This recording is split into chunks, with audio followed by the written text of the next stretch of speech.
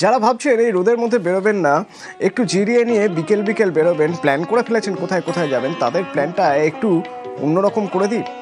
যদি চট করে আমরা দেখাতে পারি আপনাদের দমদম আর লেক টাউনের কয়েকটা বড় পুজো।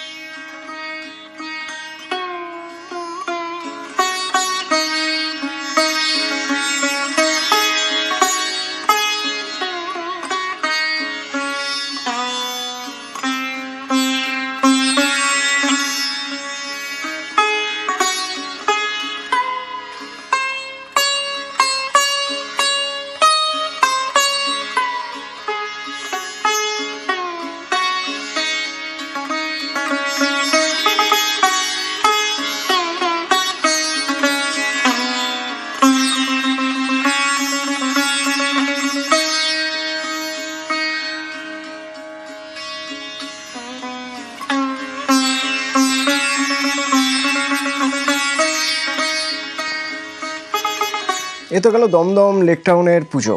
আর যারা সাউথে ঠাকুর দেখতে বেরোবেন বলে ঠিক করেছেন, কোন কোন ঠাকুর দেখবেন মানে কোন কোন মণ্ডপে যাবেন তা আগাম দেখে নিতে চান একবার, তাহলে নজর রাখুন দক্ষিণ কলকাতার কিছু ছবিতে।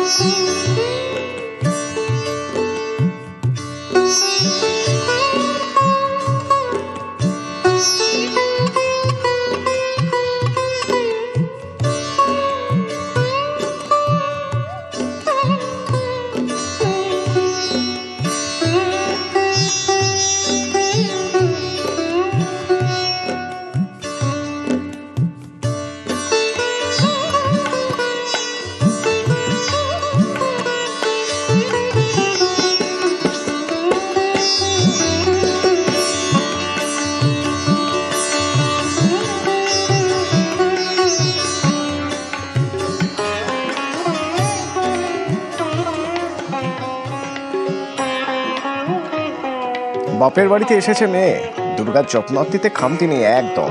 গয়নার পাশাপাশি মেয়ের শাড়িতেও নানা চমক। দক্ষিণে দুর্গার সেরা শাড়ির খোঁজে শ্রীনিকেতন, সঙ্গে নিউজ 18 বাংলা।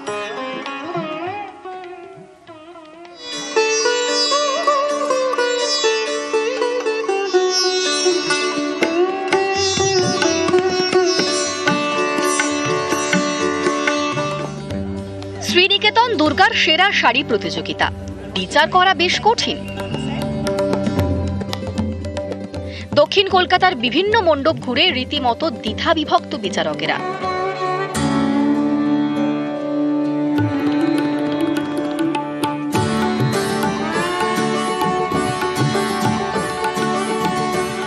কোথাও ট্রেডিশনাল, কোথাও থিমে ভরসা। নতুন নতুন এক্সপেরিমেন্ট, থিমের সঙ্গে সামঞ্জস্য রেখে দুর্গার শাড়ি। উমার গায়ে কোথাও সাদামাটা মাটির শাড়ি, কোথাও আটপৌড়ে করে পরা তাঁতের শাড়ি, যেমন সমাজসেবী সংঘ। তাদের থিম 1946 সালের পথের পাঁচালী। প্রতিমার সাজ সাবেকি। একটা সন্তুষ্টি পেলাম। আমার সহজ মা, আমার সরল জীবন, তার একটা প্রতীক যেন এই মূর্তি। আটপৌড়ে করে শাড়ি পরা, আর এই শাড়িটার নকশা, পাড়ে যে নকশাটা, সেটা আমার খুব ভালো লেগেছে। এইটা আমাদের দৈনন্দিন জীবনের যে মা, তার প্রতীক হিসেবে রয়েছেন। তালতলায় পল্লী মঙ্গল সমিতি, এবার তাদের থিম চক্ষুদান। উমার গায়ে তাঁতের শাড়ির জৌলুস। তাঁতের শাড়ির চেয়ে এত অগ্রসর কাজ কোথায় হয়েছে? তাঁতের শাড়ির চেয়ে সুন্দর জিনিস ভারতবর্ষে খুব কম হয়েছে।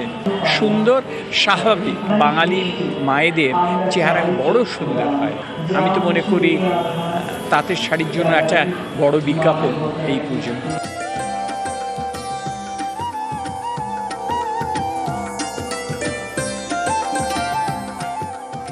পিছিয়ে নেই গল্ফ গ্রিন শারদোৎসব, এবার তাদের থিম ভোর।